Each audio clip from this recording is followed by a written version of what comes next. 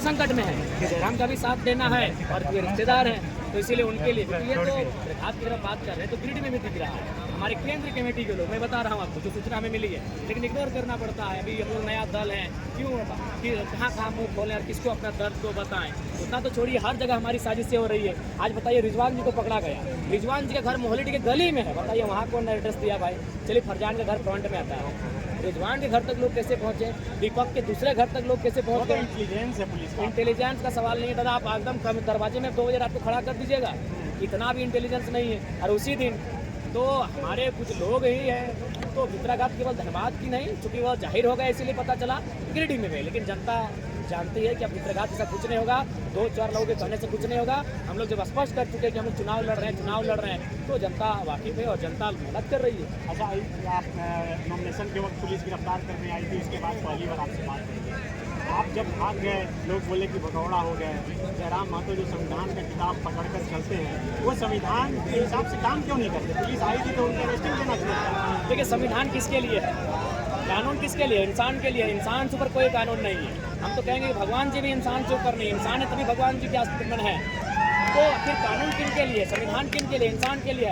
अगर उस दिन हमें संविधान का अनुपालन करते हैं, लेकिन संविधान में संशोधन होता है, लेकिन इंसान की भावनाओं को कदर करना होगा। तो अगर उस दिन हमें डिटेन कर लिया जाता तो बोकारो में आगजनी जैसी घटना हो जाती, बोकारो में हिंसक झड़प जैसी घटना हो जाती। तो मेरे लिए, मेरे सिद्धांत के बाद अगर कुछ है तो मेरी जनता है और मैं अपनी जनता के लिए अपनी कुर्बानी, अपने बलिदान देने के लिए तैयार हूँ। अब देखिए, जो हमारे विपक्ष में है वो कुछ भी कहें, हमारे लिए मैंने गालियाँ भी दे सकते हैं, लेकिन हमें तो उनकी सोचनी है जो 44-45 डिग्री के टेम्परेचर में अपने घरों से मूड़ी खजारी बांध कर उस कार्यक्रम में पहुंचे थे। तो वहाँ माहौल ऐसा था, वीडियो आपके सामने, आपने भी वीडियो देखा, पब्लिक और पुलिस का क्या रिस्पांस था।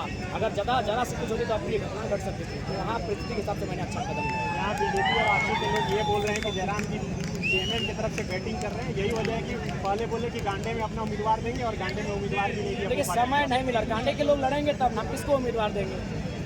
उम्मीदवारी के लिए कोई दावेदारी प्रस्तुत करे तब तो। सबने कहा कि नहीं हम लोग 6 महीना के लिए नहीं लड़ेंगे, हम लोग फ्रेश 24 में ही लड़ेंगे। हम किसी को अपने मन से दे दें। हमारे पुराने साथी हैं, उनको हमने 2-3 बार मीटिंग के लिए घर बुलाया। हमने कहा कि आप बताइए आपका निर्णय क्या है। जाइए आप पूछिए, हमारी यमुना मंडल से पूछिए, शेख आलम से पूछिए, हमारे सुरेंद्र यादव जी से पूछिए, महाराज मंडल से पूछिए, दिनेश मंडल, जो भी हमारे वहाँ के साथी हैं, उन्होंने स्पष्ट कहा कि हम लोग चुनाव के लिए तैयार हैं। हम उनसे बात कहाँ करें? अभी मैं आपका भाषण सुन रहा था, आप बोल रहे हैं कि सांसद को जो सैलरी 3 लाख के आसपास मिलता है, उसका 75% आप जनता के बीच खर्च करते हैं। अभी जो पता चल रहा है और मैं देख भी रहा हूँ कि हर दिन 1-1.5 लाख रुपए लोग आपको दे रहे हैं, चाहे महिलाओं के मामले के साथ पैसे दे रहे हैं। तो इस पैसे का क्या करें? क्योंकि आप लोग कह रहे हैं कि जनता की आप कहीं जा रहे हैं, खर्च नहीं हो रहा है, तो ये पैसा क्या जयराम मतलब अपने पास जमा रख नहीं कर रहे हैं? मैंने किसी भी इन पैसों का हम लोग जो चुनाव की जो जनता के अलावे जो खर्च होता है, जैसे बैनर पोस्टर डिजाइनिंग का जो हम लोग खर्च कर रहे हैं, और मुख्यतः बैनर, पम्पलेट, पोस्टर, स्टिकर उन्हीं में खर्च हो रही है। जयराम महतो कहते हैं कि गरीब का बेटा है, लेकिन आप अभी पिछले दिनों गिरिडीह में रोड शो किया, वहाँ के लोग बोल रहे हैं कि थोड़ा सा जो भी रोड शो था शहर का, उसमें 3 गाड़ी बदली, स्कॉर्पियो पे चढ़े, क्रेटा पर चढ़े।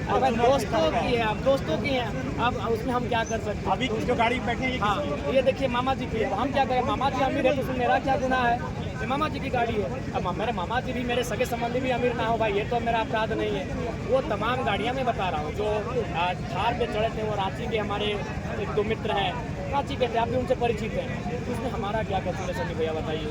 तो आप जिन मुद्दों को लेकर ये लड़ाई शुरू किए थे, स्थानीय और खतियानी को लेकर, क्या वो मुद्दा वे मुद्दे आज बिल्कुल इस मुद्दे चुनाव में है। बाकायदा हमने बैरमो से, वहाँ बहुत ही बाहर की आबादी भी रहती है, लेकिन यहाँ तो सब ग्रामीण आबादी है, बाहर की आबादी थी, और हमने उनके बीच स्पष्ट कहा ये लड़ाई बाहरी भीतरी की नहीं है, ये लड़ाई झारखंडी के फर्स्ट की।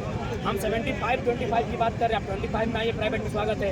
हम 90-10 की 10 की बात कर रहे हैं, 10 में ही आपका स्वागत है। आप व्यापार के लिए, रोजगार के लिए, यहाँ के संवैधानिक जो सरकारी नौकरियाँ हैं राज्य सरकार की, वहाँ अगर आप आएंगे मतलब फर्जी सर्टिफिकेट के हिसाब से, तो वो हम लोग बर्दाश्त नहीं करेंगे। आप CNT के कानूनों को उल्लंघन करके अगर स्थापित होंगे तो हम बर्दाश्त नहीं करेंगे। हमने स्पष्ट कहा बिहार हमारा बड़ा भाई है, बंगाल हमारा बड़ा भाई है, उड़ीसा हमारा बड़ा भाई है, उनको अपना हिस्सा मिल चुका है। हमारे हिस्से में कोई किसी प्रकार का दुर्व्यवहार ना करे, नज़र दृष्टि ना गड़ाए, हम तो उनसे निवेदन करते हैं। प्रधानमंत्री जी आ चुके हैं, सभा कर चुके हैं, वो बोल चुके हैं कि यहाँ के लिए PM भी हम हैं और यहाँ के लिए MP भी हम हैं। तो उसके सामने एक लड़का खड़ा हो जाएगा। भाई ये तो देख ही रहे हैं, एक लड़का ही तो खड़ा हुआ है। देखिए आइडियोलॉजी बहुत मायने है, और आज प्रधानमंत्री की आइडियोलॉजी निस्संदेह कहीं ना कहीं मोदी पत्तियों के अधीन हो रही है।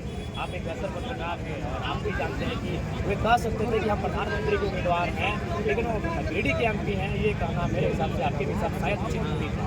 खैर उन्होंने जो भी कहा अपने लिए कहा, लेकिन उनकी आइडियोलॉजी मायने करती है। उन्होंने आइडियोलॉजी स्पष्ट कह दिया कि हमारे राजनीतिक दल में ब्लड रिलेशन तो टिकट नहीं जाएगा। आज देखिए माननीय मुख्यमंत्री की अर्थांगनी राजनीति में, हमारे सांसद की अर्थांगनी राजनीति में, इससे क्या होगा कि जो सत्ता है वो एक ही परिवार तक, कुछ ही परिवार तक सीमित हो जाएगी और ये लोकतंत्र का मर्यादा नहीं है, ये लोकतंत्र की खूबसूरती नहीं है। तो हम तो लोकतंत्र की खूबसूरती की बात कर रहे हैं कि हमारे जो भी प्रत्याशी हैं, मनोज यादव हैं, संजय मेहता हैं, दीपक गुप्ता हैं, देवेंद्र नाथ महतो हैं, दामोदर सिंह हंसदा हैं, विविलता टुडू हैं, इखलाक अंसारी हैं, जो भी हैं उनके बच्चे, उनके ब्लड रिलेशन वाले भविष्य में कभी टिकट का दावा नहीं करेंगे, हमारी पार्टी में नहीं लड़ेंगे।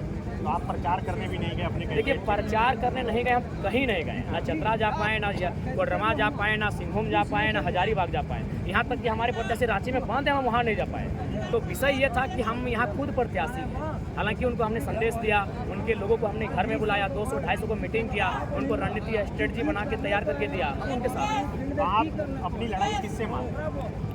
देखिए वर्तमान सांसद किसको ही ले सकते हैं, लेकिन हमें लगता है कि रेस में हम लोग काफ़ी आगे निकल चुके हैं। बस कोई अप्रिय घटना और हो नहीं रहा। कोई समीकरण? हाँ समीकरण हम आपको बता रहे हैं। देखिए सबसे पहले आपको समीकरण बता रहे हैं। चंद्रप्रकाश में हम पहले 14 का समीकरण बताते हैं। रविंद्र पांडे जी के पास 4 लाख वोट था कुछ कम, और जगन्नाथ महतो को 3.5 मैंने कुछ कम 10,000 कम कर सकते हैं, मैंने हम एवरेज कह रहे हैं, यानी 40,000 का अंतर था। 3,40,000 उनका 3,90,000 था। यानी उसमें से 1 लाख वोट क्या था जो स्विंग वोटर, यानी जो जीतते हैं उधर चले जाते हैं, यानी बीजेपी का फिक्स वोटर आप मान सकते हैं। आप जगन्नाथ महतो के पक्ष में जो वोट आए 3.5 लाख, वो कहीं ना कहीं जगन्नाथ महतो की छवि और जेएमएम के कारण। अगर जेएमएम और जगन्नाथ महतो को अलग कर देंगे तो कुछ